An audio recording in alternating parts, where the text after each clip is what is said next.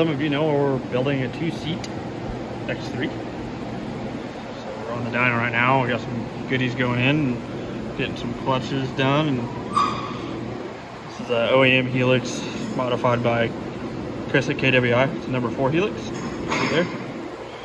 So we're getting that swapped in, pink spring, getting a weight adjustment in now that we're turning the car out, launch control, and then we got a few other goodies that we installed, like wastegate and a dirt monkey intake. So we still need to build a bracket for the dirt monkey intake, but it's in.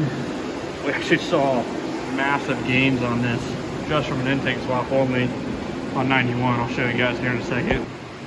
Another shot of the intake. Dylan got us hooked up on a big injector kit, wastegate. So we're getting all that installed right now. So Joe got us hooked up with a badass turbo back.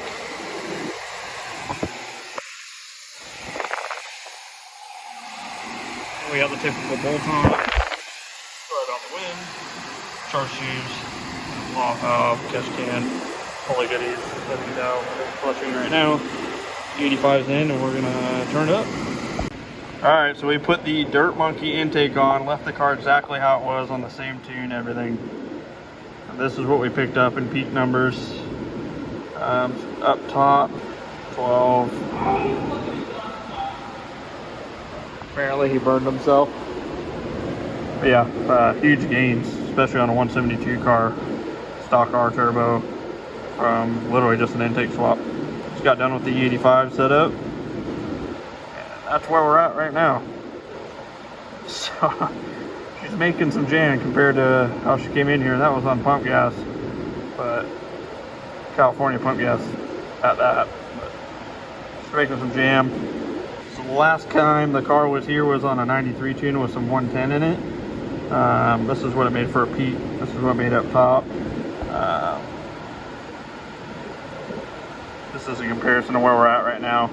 Can't hit it down low like I did before. It just spins the tires real bad. So, but yeah, some really healthy gains up top, let alone through the whole power band, just going from a 93 with some race gas in it to E85. I think we got some more in it. We're gonna play around with it. So here's the car stock versus when we had it on 93 octane with some 91 and 110 mixed in, and on 85 now. Still stock R turbo, still stock intercooler and manifold, just typical bolt-ons.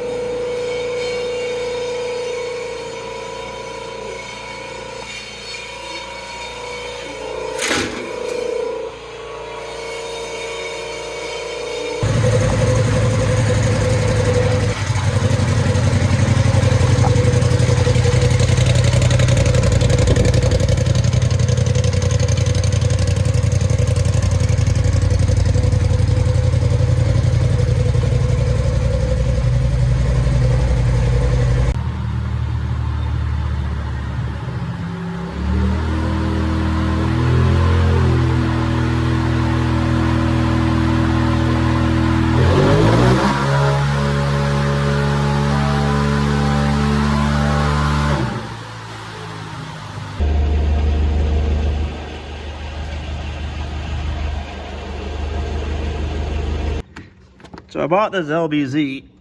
Noah and I are working on it right now. I don't know if you can tell, but yeah. I don't think that's supposed to be smashed in there.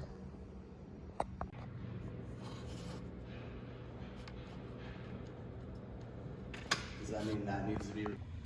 Alright, so weekends I'm working on my Duramax that we picked up.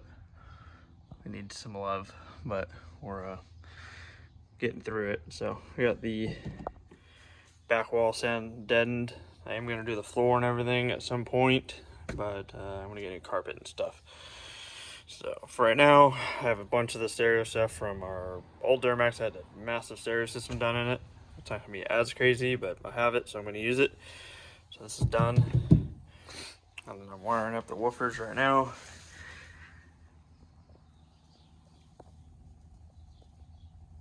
So 4 Arc Audio 8s, Arc Audio 302, bridge down to 4. So cheers. Alright, got everything in. Box is mounted. Subs are in. Amps in. I just gotta do the rest now. Pull some power and ground, RCAs and remote wire, and start on the doors. So I'm working on the EFI Live setup for the truck, DSP5 switch. Ended up putting it in the blank spot that I have here. Modified this a little bit so it can go in here. And we're just gonna slide this back together. Alright, so I got it installed. And I think it turned out pretty clean.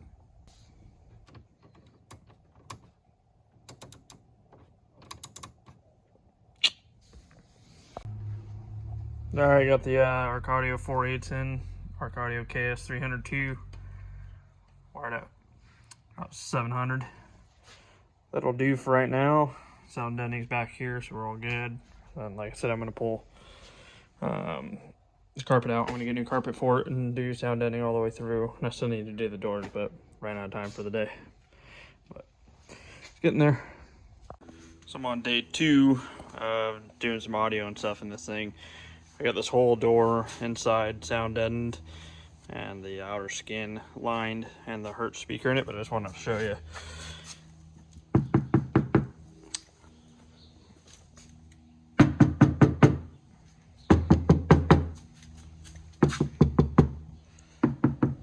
Nice and solid.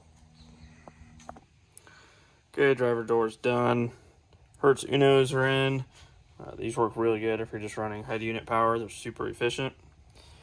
And we got sound deadening all on the inside panel, and then strips of it here just to keep the rattle down. So, no more door panel rattle. Obviously, I always do it right around the speaker, so I just run a full sheet here, and I cover a hole up in this as well when I do this. So, kind of kill two birds with one stone with a full sheet right there. So, but this is interesting. Just use some cardboard from our screw box to hold the tweeter in instead of just buying the appropriate adapter.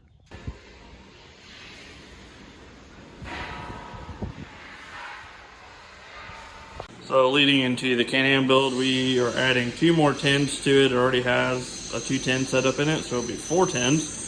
And adding an amp. Front and rear bumper extreme performance, of course. For that Can-Am, Robbie Madison, he sent us these.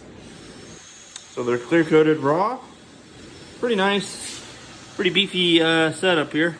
I don't recall the company that made these, but uniball setup. It has hubs, spindles, whatever you want to call them, and a bunch of other stuff.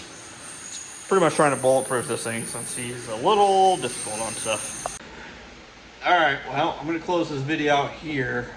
We got a bunch of stuff in the pipeline like I was showing you guys.